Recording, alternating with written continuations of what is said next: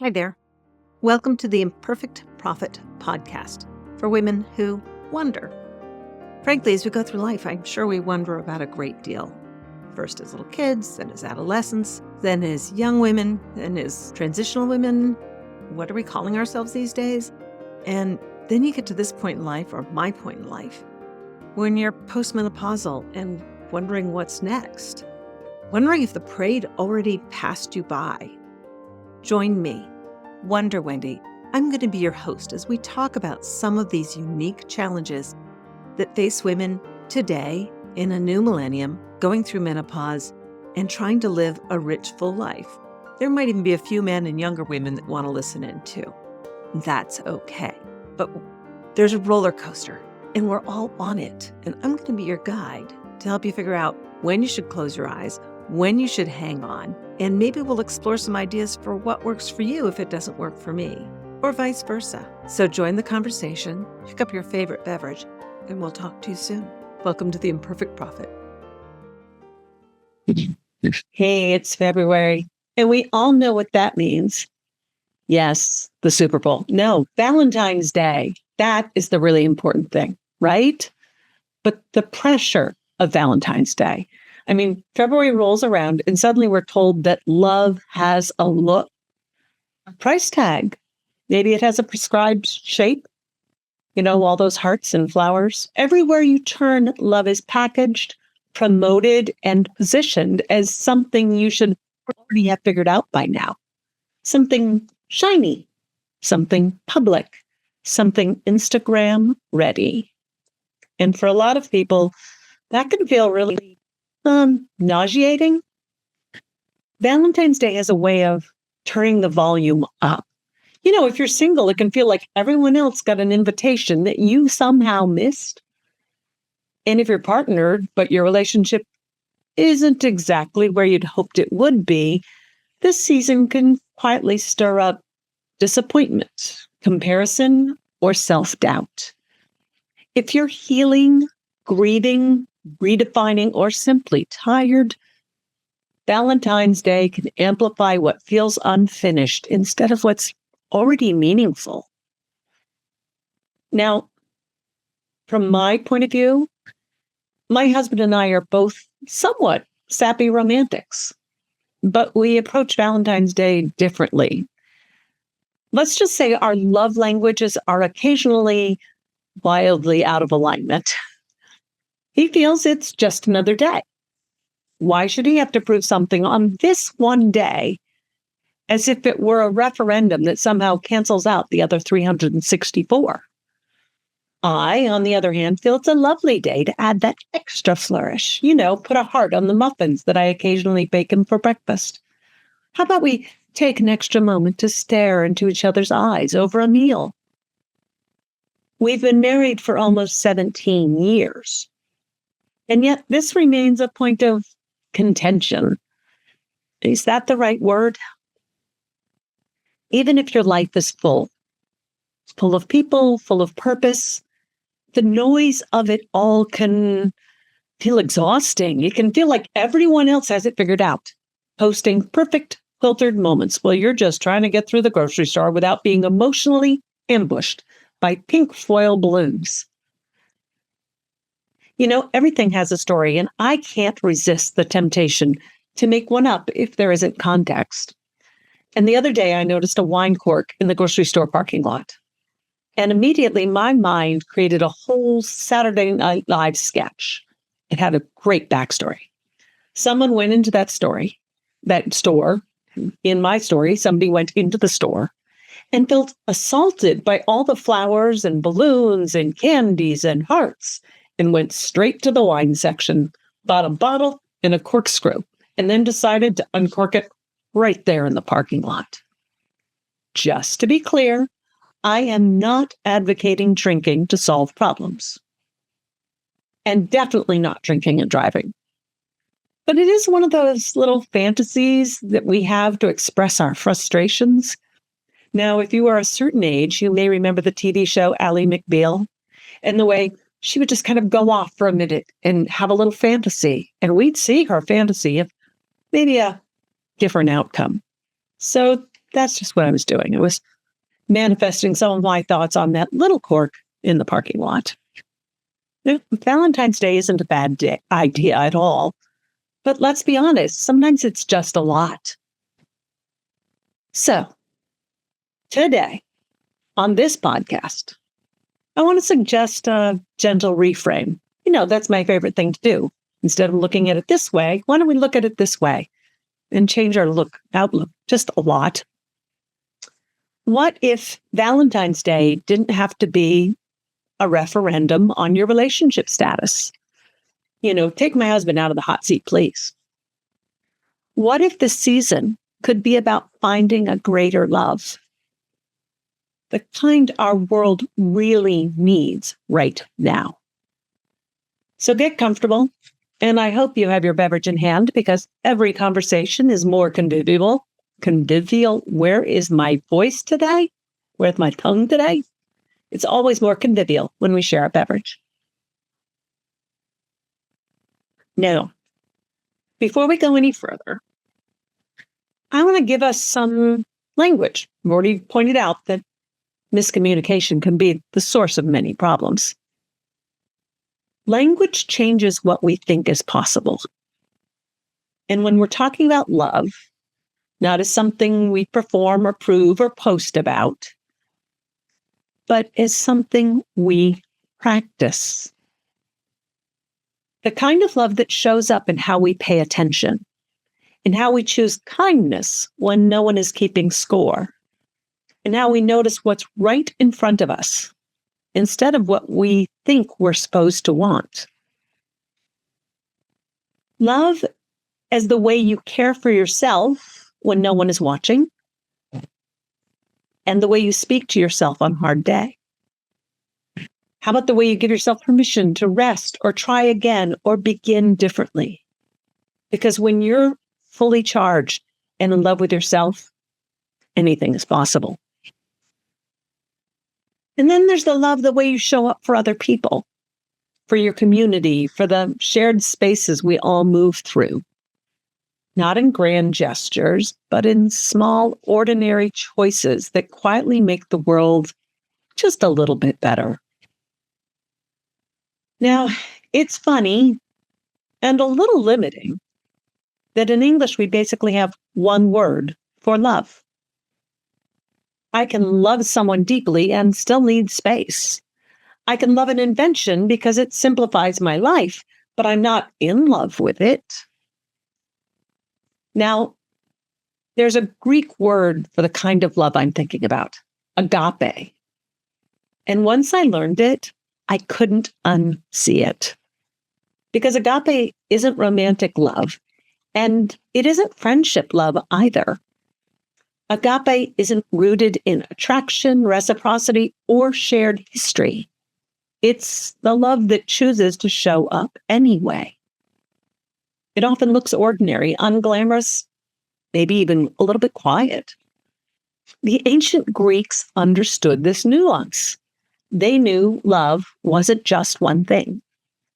They didn't try to cram it into one single word or a single holiday. They gave it a language. They gave it room.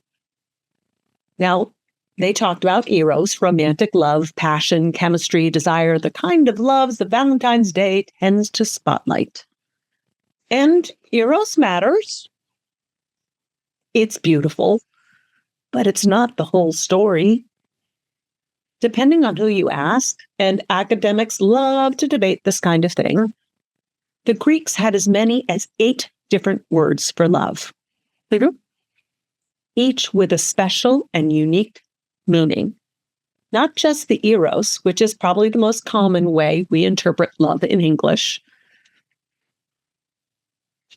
but a whole, to go with another Greek-based word, pantheon of words. A whole selection. But of all the words the Greeks had for love, my favorite is agape. That's love without an agenda. It's love in action. It's love as kindness. The love that says, I will make this place a little bit better because I passed through it. Or as I like to say it, to make this world a better place than it was when I arrived. How are you improving your world? How are you showing it some love? Now, years ago, when Oprah was still a weekday afternoon phenomenon, she promoted practice random acts of kindness and senseless acts of beauty. It wasn't an original idea, but she made it really big. And I remember one person on the street segment where she went out and interviewed people and asked them what they did to practice random acts of kindness and senseless acts of beauty. Now, these poor people were put on the spot and often had some very interesting answers. But there's one that has stuck with me for years. And it was one woman who said, when I'm in a public bathroom, I try and make sure that after I use the toilet paper, I leave the toilet paper end sticking out of the dispenser. And at first I kind of laughed, like, that is your contribution to society? But you know what? As anyone who's ever been hovering over a toilet seat, desperately trying to get that toilet paper end out of that dispenser, which is mounted in the most god-awful location, men should be forced to sit and use that toilet paper before they install that toilet paper dispenser. Sorry, I digress. But if you've been in that situation and somebody left that end of the toilet paper sticking out for you, you completely understand what an act of kindness that is. So maybe I shouldn't have laughed at her. Maybe she was doing something brilliant. Of course, if you start looking for kindness and love in the simplest places, you will start to find more. Now, I'm going to flash back to me sitting at a small table in a hotel breakfast room in Salt Lake City, sipping hotel coffee, doing that thing where people watch other people while pretending to be playing on their phones. And then I noticed him at the table next to mine, Henry freaking Winkler. Yes, that Henry Winkler, the Fonz, the icon, the man who made hey a national dialect. And here's the thing. He had exactly the energy you would hope he would. He was so warm and present and unhurried. The kind of presence that feels like a warm hug, even if he is across the room. We made eye contact. We smiled. And I thought, well, this is happening. Now, as luck would have it, I'd been in Milwaukee just a little while before I met Henry. And in Milwaukee, there is a bronze Fonz statue. I know, it really is a statue of the Fonz standing as he did on Happy Days. You know, thumbs up. Hey, it's a real thing right there on the river. And when I was in Milwaukee, of course, I posed with that statue like we were old friends united for a selfie. So what did I do? I leaned into Henry and said, I have something to show you. He laughed. I showed him the picture of me with the bronze Fonz, and he laughed again. And then he noticed my laptop, which is covered, and I mean literally covered with stickers. Stickers from conferences, from other women-owned businesses, affirmations. I do that to try and surround myself with reminders of the people who shape me and the thoughts I want shaping me. But when Henry looked at that laptop, he then looked up at me and he said, they reflect the kindness that is in you. I stopped because that wasn't just a compliment. It was a lens. I didn't explain. I didn't deflect. I didn't joke it away. I let that just kind of sit there. And that sentence has stayed with me. Henry has stayed with me in my heart. And I remembered something I learned about him that changed how I understood that moment. A couple of years ago, I listened to Henry Winkler's autobiography. And there I learned that the calm, generous man I met at breakfast wasn't always that way. He struggled deeply as a child. He didn't learn he was dyslexic until he was in his 30s. For years, he felt misunderstood, frustrated, even angry. He was labeled as lazy or difficult by people who didn't understand what was really going on. Now, he talked openly in his autobiography about using humor as a shield, about how much energy it took just to get through the day. It wasn't until his stepson was diagnosed with dyslexia that Henry himself finally had language for his own experience. And with that language came relief, context, meaning. He went on to channel those experiences into the Hank Zipser books, helping kids who feel different feel seen. I think about that in context with this wonderful, loving man that I met. And I realize we all carry struggles. They're different shapes, different intensities, but we all have battles that we fight. Life isn't easy for anybody. And if someone who once carried that much frustration can grow into that kind of kindness, what might be possible for us? How do we move from anger to agape? And that breakfast moment right there, that was love as recognition. Quiet, human, unrecorded, but remembered. I doubt it had anywhere near the same impact on Henry as it did on me, but it mattered. And I keep thinking about why it mattered. Because my nervous system felt different after interacting with him. Softer, less braced. You know how you brace for impact? And once you start paying attention to that, to how your body responds to moments of kindness, you realize something important. Love isn't just emotional, it's physiological. So when I talk about changing your perspective, I want to talk about Bloomscrolling. I'm not just talking about cute social media habit. I'm talking about a choice we make for our nervous system. Now, most of us are living in a constant state of low-grade vigilance, some more than others. Often not quite panic, just readiness, bracing again, scanning for the next threat. And our phones train us to stay alert, to expect outrage, to anticipate the next thing we should be worried about, angry about, reacting to. And listen, I'm not suggesting we ignore reality.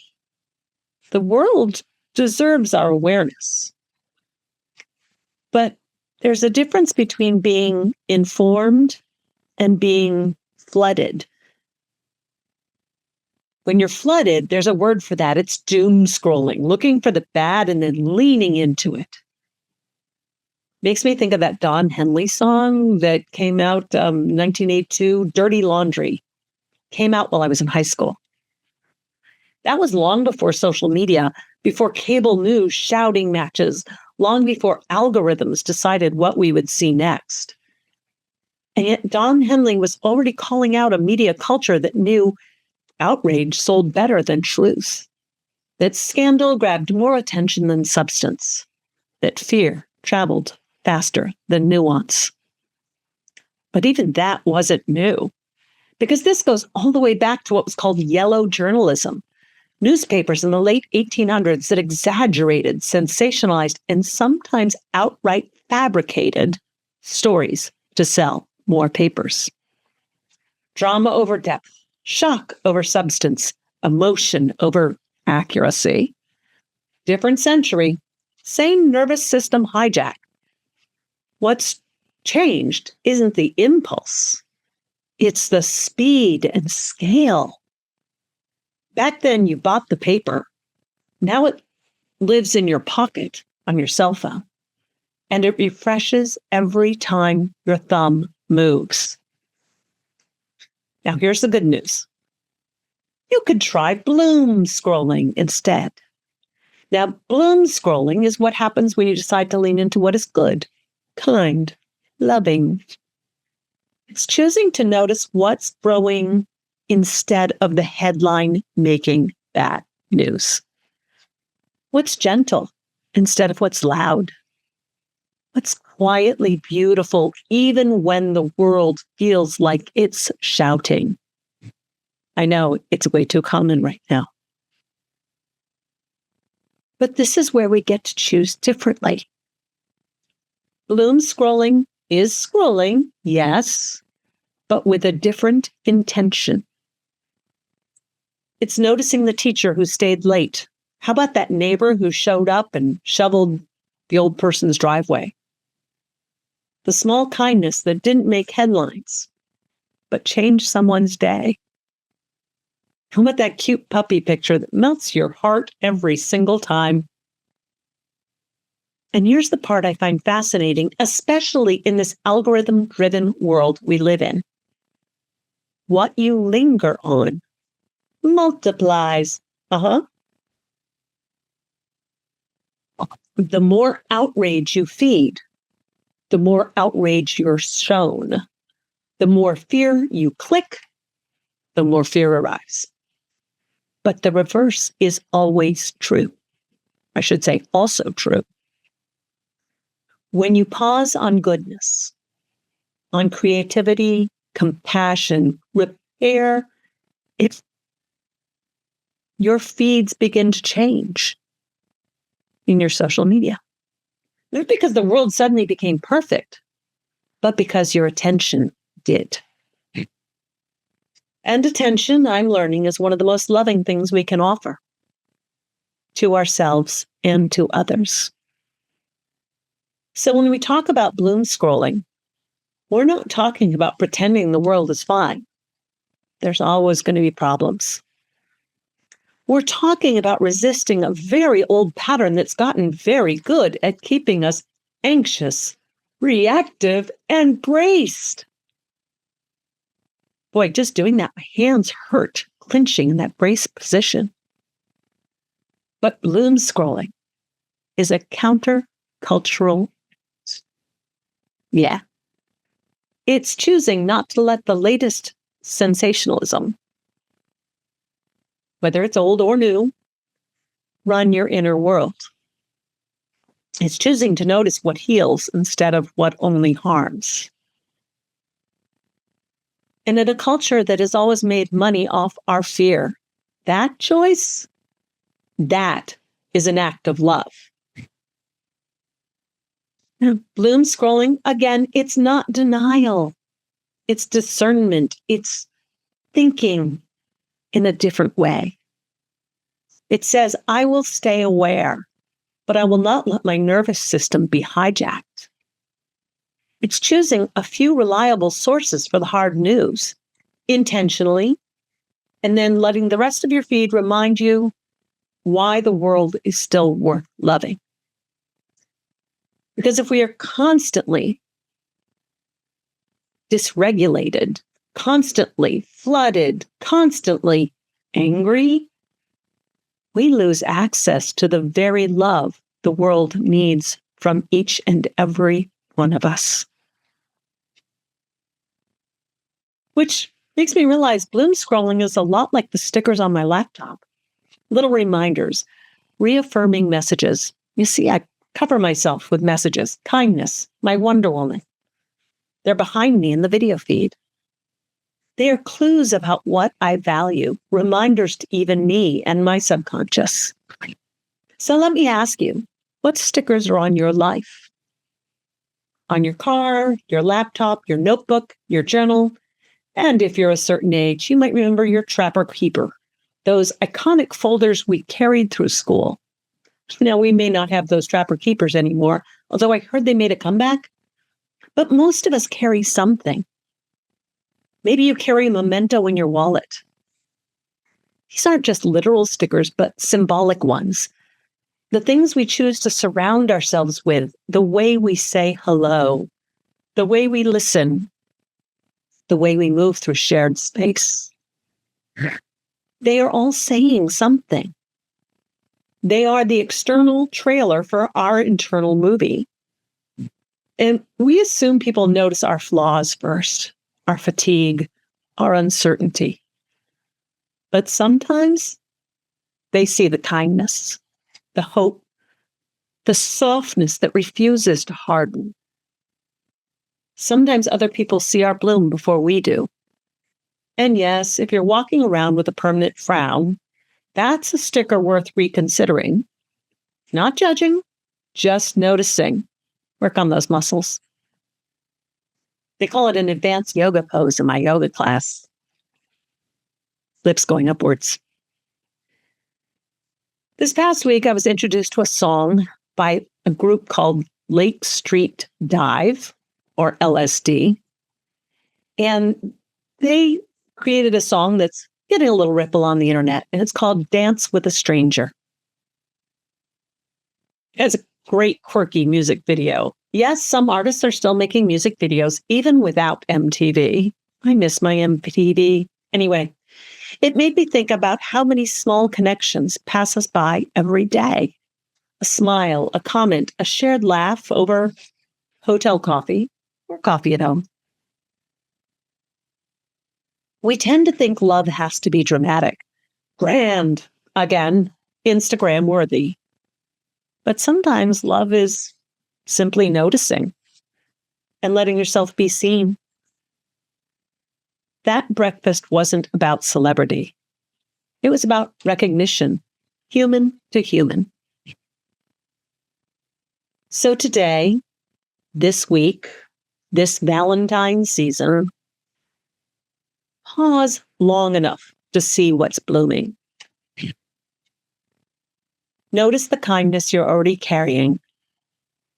Notice the way love is already reflecting back at you. You don't need to perform it. You don't need to earn it. You don't need to wait for it to arrive in a box. Sometimes it's already sitting with you at breakfast. Just smile. Let your nervous system reset while you enjoy your beverage.